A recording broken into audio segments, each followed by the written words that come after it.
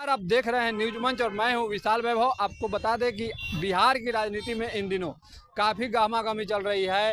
कभी जो है पक्ष जो है विपक्ष को कुछ बोल रहा है, विपक्ष पक्ष को बोल रहा है। तो कहीं ना कहीं आज दिन भर की क्या कुछ खबरें रही, क्या वैसी प्रमुख खबर है जो आप तक पहुंच नहीं पाई है, न्यूज मंच उसको प्रयास कर रहा है कि आप तक खबर पहुंचे। तो देखिए आज दिन भर की बड़ी खबरों के साथ छोड़ जाते हैं आपको। चैनल को सब्सक्राइब करना ना भूले ताकि आपसे कोई भी प्रमुख और बड़ी खबर ना छूटे। न्यूज मंच के लिए मनोज कुमार के साथ विशाल वैभव, पटना। कौन होते चले जा रहे हैं, उसका वजह क्या है? कोई कौन नहीं होता। भाजपा संगठन है, चरे बेती सब दिन चलता रहेगा। लेकिन अभी बाहरियों का जमावड़ा लगा रहा है, बाहरियों का जमावड़ा लग रहा है, जिससे वहाँ कमजोरियाँ देखी जा रही है साहब। भाई वो सारी चीज़ें हैं और कोई बाहरी भीतरी नहीं। भाजपा भारतीय जनता पार्टी है और उसमें स्वाभाविक रूप से हमारा संगठन चरे बेती चलता रहा है, चलता रहेगा। और आज दुनिया का सबसे बड़ा संगठन भारतीय जनता पार्टी है, आप सबको मालूम होना चाहिए। और आज हम बिहार में और देश में एनडीए गठबंधन को लेकर के चल रहे हैं। हमारे नेता आदरणीय प्रधानमंत्री नरेंद्र भाई मोदी जी पूरे देश के नेतृत्व को एनडीए की सरकार को आगे बढ़ा रहे हैं। और विकसित भारत बनाने का जो संकल्प है, हमारा ये संकल्प है विकसित भारत हो महान। और विकसित भारत का संकल्प राम राज्य ही एक विकल्प, यही नारा मैंने दिया। राम राज्य ही एक विकल्प। कहीं न कहीं उपेक्षा दृष्टि भी अपनाई जा रही है। किसकी उपेक्षा? उपेक्षा हुई है। किसकी उपेक्षा? उपेक्षा हुई है, आप ही जानते हैं, हम भी जानते हैं। नहीं, उपेक्षा किसकी? ये तो आप बताइए। नहीं, किसी की उपेक्षा नहीं, अपेक्षा सबकी। अपेक्षा है अपेक्षा सबकी, उपेक्षा किसी की नहीं। और इसलिए भारतीय जनता पार्टी सारे पौधे को एक साथ, सबका साथ सबका विकास, और स्वाभाविक है। बक्सर से टिकट नहीं लोग वंचित रहने का किसको आप आरोप लगाते हैं? भाई देखो, मैं किसी पर आरोप, विधि का विधान हो सकता है। कैसा विधान? विधि का विधान हो सकता है। और मैं तो टिकट बांटने वालों में रहा हूँ। मेरा टिकट काटने का नहीं, मेरा टिकट बांटने का रहा। मैं काटने पर विश्वास नहीं करता, मैं लोगों को ऊर्जान्वित करने पर विश्वास करता हूँ। और जो कुछ भी हुआ है देश हित में अच्छा होगा, राष्ट्र हित में अच्छा होगा। और निश्चित रूप से भारतीय जनता पार्टी जो बाहर से आयातित होते हैं उनको मूल पद पर, अध्यक्ष जैसे पद पर विराजमान नहीं करना चाहिए। इसका एक प्रयोग हम लोगों ने कई बार देखा है। तो जिन राज्यों में भी, जिन देश के अंदर, देश के स्तर पर, जिला के स्तर पर अध्यक्ष जैसी मर्यादित पद मूलतः पंडित दीनदयाल उपाध्याय जी का जो चिंतन, पंडित श्यामा प्रसाद मुखर्जी, पंडित अटल बिहारी वाजपेयी जी, अडवाणी जी, जोशी जी, हमारे नरेंद्र भाई मोदी जी, जो पंचनिष्ठा है बीजेपी का, जो मंत्री और विधायक सांसद बनते हैं उनको दूसरे दल से भी अगर आते हैं तो उनको पंचनिष्ठा का ज्ञान दे करके भारतीय जनता पार्टी में एक साथ लेके चलने की आवश्यकता है। और मुझे लगता है कि निश्चित रूप से यही हमारे लिए पाथे हो। बिहार में क्या समझ, बिहार का, हम बिहार में कह रहे हैं ना, बिहार हो या देश हो, सबके लिए एक ही आदर्श। मैंने आप लोगों से के माध्यम से लोगों को बताने का काम किया था कि बीजेपी के लोग नीतीश जी के चेहरे पर चुनाव लड़े, नहीं तो जीरो पर आउट हो ही जाते। और सच बात संजय पासवान जी ने कह दिया, हमारे मित्र हैं संजय पासवान जी, और उन्हें सच्चाई उनके मुंह से निकल गया। और नीतीश कुमार नहीं होते शायद बीजेपी यहाँ कुछ नहीं होती। है कि बीजेपी गड़बड़ पार्टी है और गड़बड़ करने वाला सब पर नजर रखता है कि गड़बड़ तो किया नहीं है, हमको कुछ मिला नहीं। इसलिए हर विभाग में अगर जांच हो रही है अच्छी बात है, लेकिन ये लोग एकदम चुनाव आ रहा है उसके लिए ताबड़तोड़ वसूली करने का प्रयास कर रहे हैं। अब गड़बड़ी हुई है तो कार्रवाई करे, वो कीजिए। जिन लोगों ने गड़बड़ी की है उस पर कार्रवाई कीजिए। लेकिन हमको लगता है कि ये वसूली करने के लिए सब नाटक रचा जा रहा है और आप लोग के माध्यम से जनता को बताया जा रहा है। जनता भी जानती है कि ये बीजेपी वाले लोग और एनडीए के लोग लूटने में लगे हुए हैं। लूट के सिवा इनके पास जनता के हित में काम करने का कुछ नहीं। मान नेता, हमारे नेता नीतीश कुमार जी के बारे में पूरा देश दुनिया जानती है। जो भी गलत करता है, गड़बड़ करता है, वो बचता नहीं है। जब से 2005 से इन्होंने कमान बिहार का संभाला, नीति को लिया, तब से आपने देखा कि बिहार एक बीमार बिहार था, एक स्वस्थ बिहार होकर आगे की ओर बढ़ा है। कुछ ऐसे अपवाद लोग हैं जो बराबर गड़बड़ करते रहते हैं।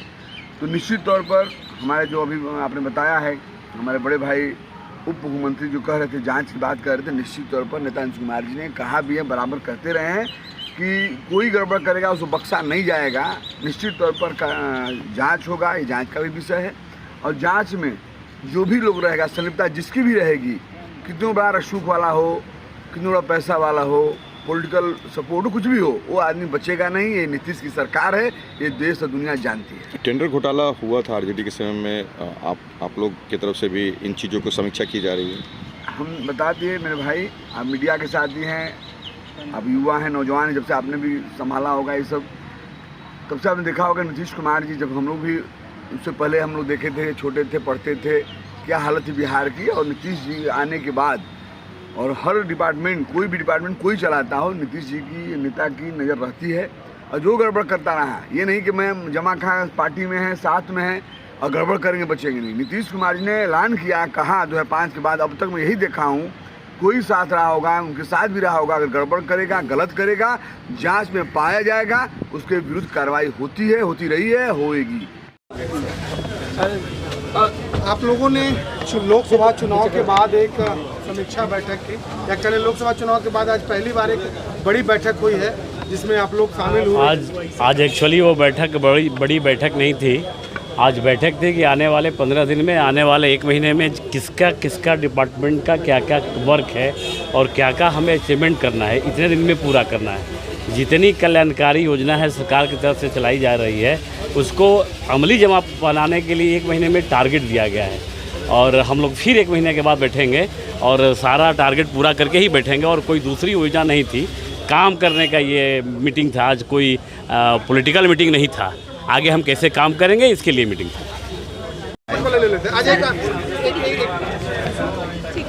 फिर जिस तरीके से आज बैठक रखी गई थी कोर कमेटी की, क्या कुछ बैठक में बातचीत? देखिए, ये विषय सभी मंत्रियों के काम किए 1 महीने के अंदर जो अपने योजनाएं बनाई हैं, सभी मंत्रियों ने उस पर चर्चा हुई और किस प्रकार से सरकार के साथ संगठन का भी तालमेल रहे और साथ में आने वाले दिनों में हम बिहार के विकास में किस प्रकार से अगले 1 साल में और बेहतर परिणाम दे सकते हैं, उसकी समीक्षा। बीच बैठक में से डिप्टी सीएम जो उठकर जाते हैं और सीएम नीतीश कुमार से मुलाकात करते हैं, ये कोई विषय नहीं है भाई, उनके पहले से टाइम तय होंगे। आज आप लोगों ने एक बैठक भी की है, विभागीय बैठक की है, उसमें कई निर्देश दिया है नगर विकास विभाग में। देखिए, आज हमने सभी नगर आयुक्तों से बैठक की है। सभी नगर आयुक्तों को स्पष्ट निर्देश दिया गया है कि हर नगर निगम के क्षेत्र में की टीम का गठन किया जाए, 24 घंटे के लिए कंट्रोल रूम चले और 24 घंटे तक के अंदर हर जगह जल जमाव के प्रोन इलाके निकाल कर उस पर सॉल्यूशन दिया जाए। साथ ही साथ सभी आयुक्त और महापौरों की जो सांसद विधायकों के साथ, पार्षदों के साथ हर नगर निगम क्षेत्र में बैठक होनी चाहिए। उसके लिए भी 30 तारीख का डेडलाइन तय किया गया, सभी नगर निगम क्षेत्र में हो। साथ ही साथ हम लोगों ने स्पष्ट रूप से कहा है कि सभी आयुक्त कम से कम 2 घंटे अपने फील्ड विजिट पर रहें, ताकि कहीं भी समस्या हो तो वो फील्ड का प्रत्येक दिन फील्ड विजिट आयुक्तों का हो। जब तक आप ग्राउंड पर नहीं जाते हैं तो समस्याओं का समाधान करने का तो निर्देश दिए गए हैं। सभी नगर आयुक्तों की जल जमाव के विषय को लेकर बैठक दी। बैठक में अपने अपने डिपार्टमेंट में बेहतर काम करना है, ये निर्देश दिया गया है। अच्छे से काम करना है। आचार संहिता खत्म हो गया है, चुनाव खत्म हो गया है। सभी मंत्री अपने अपने विभाग में अच्छे से काम करें, बेहतर काम करें, बेहतर परफॉर्मेंस करें, जनता के हित में काम करें, वर्करों के हित में काम करें, ये स्पष्ट निर्देश। मंत्री जी, अचानक से आपकी बैठक में से मुख्यमंत्री आवास चले गए, डिप्टी सीएम, ये तो चलते रहता है। मुख्यमंत्री जी का कुछ निर्देश होगा, बातें करना होगा तो मुख्यमंत्री जी से मिलने गए थे, लेकिन यहाँ पर स्पष्ट तौर पर निर्देश है कि अपने अपने डिपार्टमेंट में बेहतर काम होना चाहिए, बेहतर परफॉर्मेंस होना चाहिए, जनता से जुड़ा मुद्दा को देखते रहना चाहिए, वर्करों का ध्यान रखना। मंत्री जी, एक मामला और उठता है कि जून का महीना है, हमेशा मंत्रियों पर आरोप लगते रहता है ट्रांसफर पोस्टिंग का, तो लगता है कि इस बार वो आरोप न लगे, इसके बिल्कुल स्पष्ट निर्देश है कि किसी भी तरह का आरोप वाला कोई काम नहीं होना चाहिए, कोई आरोप नहीं लगना चाहिए। ये सब पहले भी नहीं लगता था, कहीं कुछ किसी को लगा होगा, लेकिन इस सब का तरह का कोई बात नहीं है, कोई इस तरह का निर्देश नहीं है। करना एक आम प्रोसेस है जो बहुत पहले से टेंडर हुआ था, डिसाइड नहीं हुआ था, उसमें कुछ कमियां थी, कुछ खामियां थी, सबको दुरुस्त करते हुए आगे हम लोग मजबूती से उसको निकाल रहे हैं और विकास का काम में कहीं कोई कमी नहीं है। माननीय मुख्यमंत्री जी का सपना है कि हर घर शुद्ध नल का जल पहुंचे और उनके सपने को संकल्प को पूरा करने का संकल्प हम लोग लिए हैं। हर घर शुद्ध नल का जल पहुंचेगा। टेंडर अभी बहुत कैंसिल होना बाकी है, सारा कैंसिल होगा और अच्छे तरीके से निकलेगा। बदले की भावना से किया जा रहा है। ये विपक्ष का कोई मुद्दा ही नहीं है।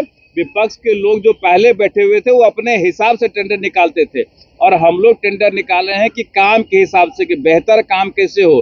ठेकेदार के हिसाब से टेंडर नहीं निकलता है। पहले 5 लाख का भी टेंडर नहीं, पहले टेंडर निकाला गया था विभाग के ठेकेदारों के हिसाब से। ठेकेदार टेंडर सेट करते थे।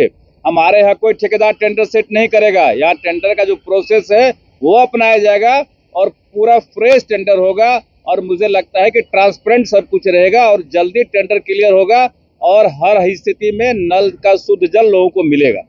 एक सवाल और है, ये अश्विनी चौबे ने कहा है कि आने वाले समय में देखिए अपना राय हो सकता है। अश्विनी चौबे जी हमारे बड़े नेता है, सम्मानीय नेता है, लेकिन ये राय उनका व्यक्तिगत हो सकता है, ये कोई पार्टी का राय नहीं है। नीट एग्जामिनेशन में छोटी मछली को धरा जा रहा है सर, बड़ी मछली को सब छोटी बड़ी सभी धरे जाएंगे। आप देख रहे हैं कि आरजेडी के जो हमारे युवराज हैं उनके सगे संबंधी धड़ा रहे, उनके पीएस आ रहे हैं इस लपेटे में। तो उनसे पूछिए कि क्या कर रहे हैं, काहे सरकार को बदनाम करने की कोशिश कर रहे हैं। जब सरकार से बाहर आ गए तो एनडीए के सरकार को बदनाम करने की कोशिश कर रहे हैं। माननीय मंत्री जी, आपने अपने विभाग के सारे ठेकाओं को, सारे टेंडर आपने रद्द कर दिया है। इसके पीछे क्या वजह है, कुछ बताएंगे? देखिए, टेंडर रद्द करने के लिए सबसे पहले तो मैं बताऊं कोई वजह की आवश्यकता नहीं होती है। दूसरे तरफ मैं ये कहना चाह रहा था कि टेंडर में कई तरह की गड़बड़ियां थी, बहुत सारे चीज छूटे हुए थे। इसको एक तरह से आप कहिए हम लोग रिवाइज भी करने जा रहे हैं।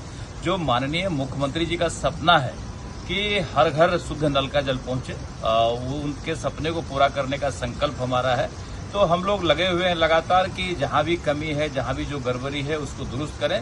बहुत सारा काम पेंडिंग था, टेंडर अच्छे तरीके से निकला नहीं था और टेंडर में छोटी मोटी गड़बड़ियां हुआ करती है। तो उन तमाम गड़बड़ियों को दूर करते हुए हम इसको फ्रेश टेंडर बहुत जल्दी निकाल रहे हैं और 6 महीने के अंदर हम लोग चाहेंगे कि नल जल की व्यवस्था दुरुस्त हो। इसी के लिए फ्रेश टेंडर निकाला जा रहा है। धन्यवाद।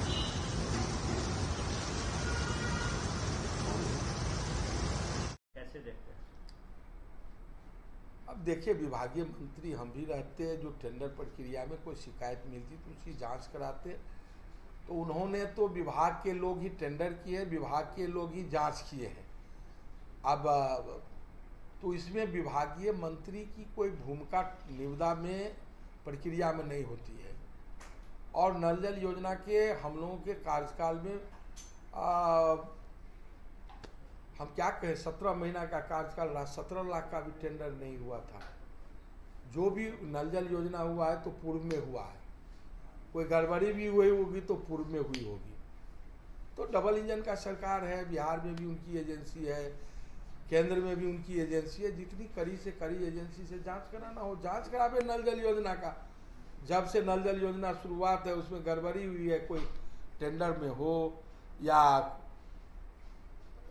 योजना में कोई गड़बड़ी हुई है, योजना सही से नहीं चालू हो रहा है, योजना में कोई गड़बड़ी हुई है, घोटाला हुई है, तो उसका जांच करावे। ये तो कार्यकाल भारतीय जनता पार्टी का कार्यकाल में ही नल जल योजना हुआ है। महागठबंधन के सरकार में 5 लाख का भी टेंडर नल जल योजना में नहीं हुआ है।